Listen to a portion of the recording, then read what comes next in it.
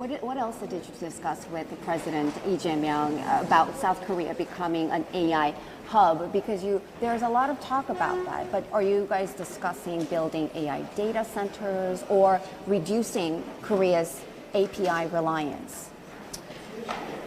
We spoke about all of that. We spoke about Korea building sovereign AI, Korea building AI infrastructure. We announced today that Korea will build 250,000 most advanced GPU AI factories here in the very near future. A brand new initiative that was just announced today. 250,000 GPUs is a very large number.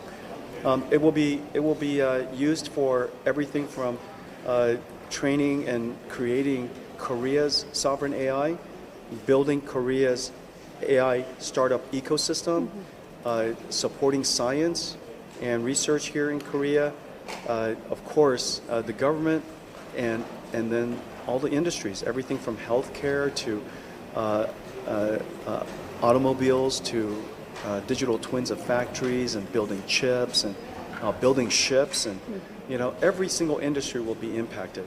And so that was the second, and of course, you saw the big partnerships that I announced with Samsung and SK and Hyundai and Naver, and not to mention, Korean government is one of the first governments, literally the first government, to invest in 50,000 GPUs for the Korean government. And so that's a very big initiative. I'm really honored to be part of building AI for Korea. So now that you're pitting Samsung against SK Hynix when it comes to high bandwidth memory chips, would that bring down prices, better margin story for Nvidia? We're going to be growing so fast. It's really rare that a company as large as Nvidia grows at such incredible rates and scale. And so the opportunity for all of us is really quite significant. It's going to take the partnership of all of the makers of HBM4 really to support our growth. And so I'm grateful for everything that they've done to build the capacity necessary for our growth. They're both going to do incredibly well. President Trump was looking for you, actually. I'm going to take one more, right? Yes, and then I'm going to. We're is that rolling okay? with you live. It's okay. President Trump was actually looking for you when he was speaking right here.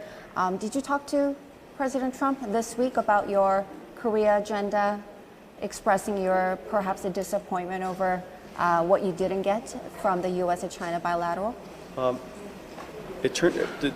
I tried to get to Korea as fast as I could, but I happened to be in Washington, D.C. doing a major event, our largest conference in Washington, D.C. And so as fast as I could get to Korea to support him, unfortunately, he was already finished. And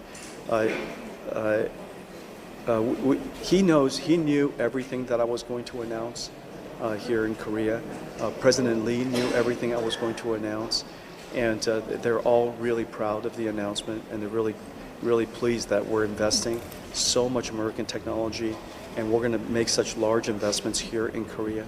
And so President Lee was very supportive. President Trump was very supportive. I'm delighted by the success of the summit that they had between President Trump and President Xi. Just from reading, like everybody else, it sounded like it was a huge success. I don't know what they spoke about or didn't speak about, and I'm looking forward to learning more over time.